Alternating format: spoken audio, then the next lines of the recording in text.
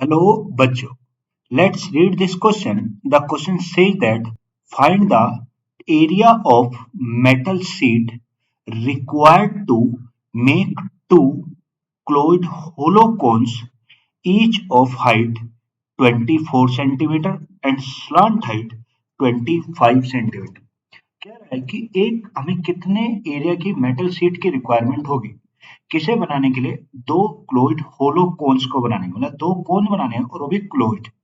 Each of height जो हर एक की हाइट है वो कितनी 24 सेंटीमीटर है और स्लांट हाइट कितनी है 25 सेंटीमीटर है।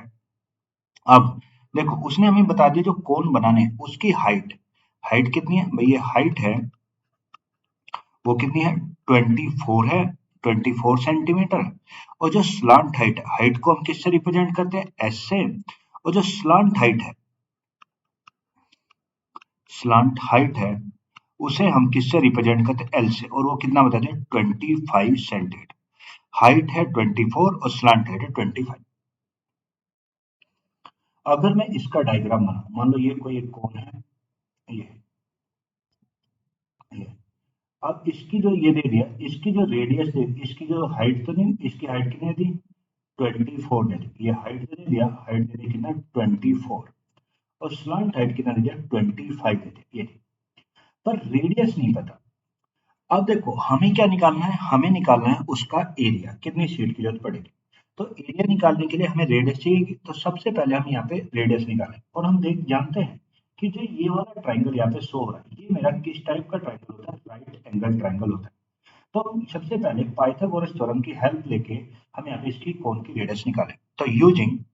हम कह सकते हैं using Pythagoras theorem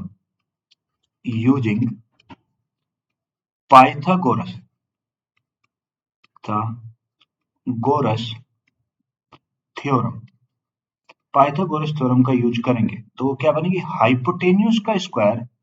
equals to परपेंड अगर मैं पाइथागोरस थ्योरम को लिखूं तो पाइथागोरस थ्योरम क्या कहती है हाइपोटेन्यूज का स्क्वायर क्या हो गया हाइपोटेन्यूज का स्क्वायर इक्वल्स टू परपेंडिकुलर का स्क्वायर प्लस बेस का स्क्वायर ये होता है हाइपोटेन्यूज का स्क्वायर इक्वल्स टू परपेंडिकुलर का स्क्वायर प्लस बेस का स्क्वायर। अब यहाँ पे इस राइट एंगल ट्रायंगल में हाइपोटेन्यूज का स्लांट है यानी हम क्या लिखेंगे यहाँ पे लिखेंगे अगर मैं यहाँ पे वैल्यू पुट करूं तो हम लिखेंगे 25 का स्क्वायर 25 का स्क्वायर इक्वल्स टू ये हाइट कितनी है भाई ये लिखेंगे 24 का स्क्वायर ये 24 का स्क्वायर प्लस आर का स्क्वायर ये अब देखो यहाँ पे आर स्क्वायर की वैल्यू तो 25 का स्क्वायर कितना 625 ये 24 का स्क्वायर होता है 570 पर ये इधर प्लस का होगा तो इधर आएगा माइनस का तो आएगा 576 और ये 625 में से 576 जाएंगे कितना बचेगा 49 ये तो आर स्क्वायर की वैल्यू आ गई 49 और 49 किसका स्क्वायर होता है 7 का स्क्वायर होता है तो आर स्क्वायर की जगह 7 स्क्वायर के तो अगर आर स्क्वायर मेरा 7 स्क्वायर का तो आर की वैल्यू कितनी होगी 7 क्या होगी सेंटीमीटर हो गया तो आर का मान जो निकल के आ गया वो कितना आ गया 7 सेंटीमीटर आ गया आर आ गया मेरा किसके निकल के 7 सेंटीमीटर के बराबर हो गया ये तो निकल गया पर अब मुझे आर नहीं चाहिए था मुझे तो क्या चाहिए था एरिया चाहिए था मेटल शीट का तो अगर मान लो मेटल शीट का एरिया इसे बनाने के लिए तो हमें क्या लेना पड़ेगा टोटल सरफेस एरिया लेना पड़ेगा यानी इसे अगर बनाना है और वो भी क्लोज तो उसके लिए हमें क्या लेना पड़ेगा टोटल सरफेस एरिया तो जो टोटल सरफेस एरिया है किसका कोन का तो जो टोटल सरफेस एरिया है वो क्या होता है भाई टोटल सरफेस होता है पाई आर ब्रैकेट में क्या होगा एल प्लस आर होता है पाई आर ब्रैकेट में एल प्लस आर तो ये होता है अगर मैं यहाँ पे वैल्यू पुट कर दूं इन सब के और मैं इसका एरिया निकालू तो ये कितना पाई पाई कितना है 22/7 आर कितना है 7 इंटू एल एल कितना है भाई एल है 25 प्लस कितना 7 ये तो ये हो गया 22/7 इंटू 7 और इंटू कितना 32 ये हो गया तो 7 से 7 कट गया ये अब 22 की मल्टीप्लाई 32 के साथ जब 22 की मल्टीप्लाई मैं 22 की मल्टीप्लाई में 32 के साथ करूंगा तो कितना है 704 और ये क्या हो गया सेंटीमीटर स्क्वायर यानी एक कोन को बनाने के लिए जो मुझे टोटल शीट के एरिया की रिक्वायर्ड होगी वो कितना 704 सेंटीमीटर स्क्वायर के एरिया की जरूरत होगी पर एक बनाने की पर उसमें कितने कोन बनवाने की बात करिए दो तो अगर मैं बात करूं total total area of sheet